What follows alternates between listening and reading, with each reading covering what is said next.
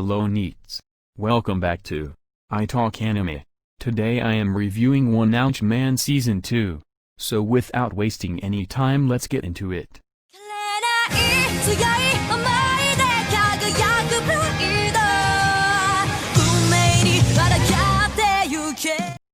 Season 1 of One Punch Man is one of the best looking anime to ever grace our screens. Its dynamic camera work, electrifying brawls, heart-stopping action scenes, and gorgeous animation left fans drooling after each episode. Then came the news that Season 2 would switch animation studios from Madhouse to JC Staff due to time restraints and the team who made Season 1 having their hands full with other projects. Alarm bells started ringing, and then the trailer dropped, which showed stilted animation, uninspired shot composition, awkward facial animations, and a lot of black screens. So, after all of this, does Season 2 of One Punch Man hold up? Well, the answer to this largely depends on what you want from your anime, and what you're willing to sacrifice.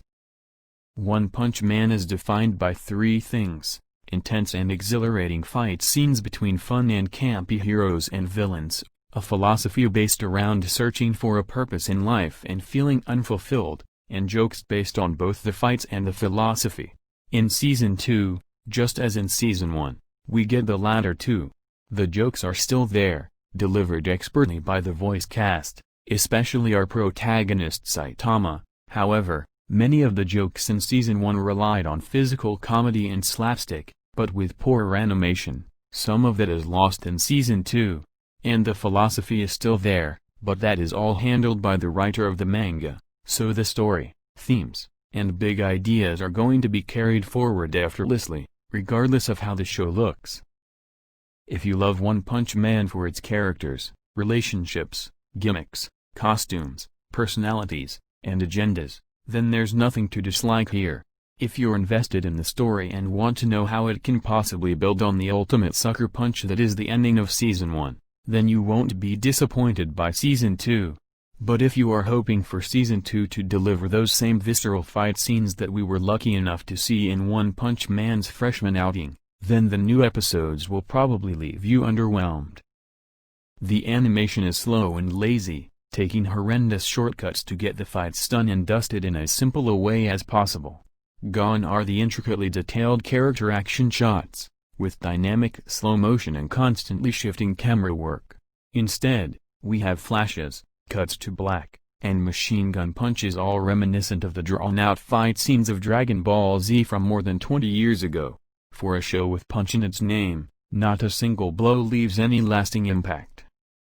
Overall, the plot is built upon nicely, as are the show's core themes, although they're explored with far less nuance this season. For example, there's a moment in Episode 9 where the recurring theme of unfulfillment and boredom is spelled out in a tete-a-tete with King, a new character introduced in Episode 1 as an accidental, and fake, hero. It's very patronizing, implying that the audience has not been following Saitama's plight all along. King's words are wise though, and reminiscent of the message given by Zeus at the end of Disney's Hercules, as he comes to terms with the fact that ultimate strength does not equal true heroism. This, at least, turns an awkward moment of exposition into something a little more worthwhile that does advance Saitama's character, just not in the most elegant of ways. And there are moments of tonal dissonance like this peppered throughout the season. When it comes to the climax of the season, the final episode of Season 2 doesn't feel final. Though fans have been clamoring for a second batch of episodes, Season 1 still feels like a complete story. While Season 2's finale could have been the end to any other episode, rather than offering any closure. And, although it doesn't have to necessarily matter, the final 3 episodes are almost entirely one long and arduously drawn-out battle, with hardly any Saitama to be seen.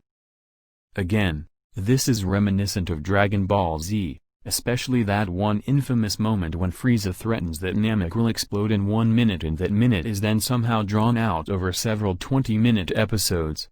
It's 2019. This kind of poorly paced storytelling shouldn't be happening.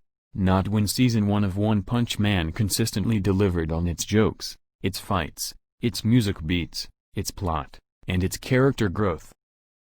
My verdict is: Season 2 of One Punch Man is a half-baked jumble of poor and lazy animation that is far more concerned with staying relevant than being crafted into something worthy of the season that came before it. If you're only in it for the advancement of the plot, it's all here. But it's also all in the manga, and that looks an awful lot better than this season. So, really, there's not much of a reason to watch Season 2. Instead, watch Season 1, then re-watch it because it's that good.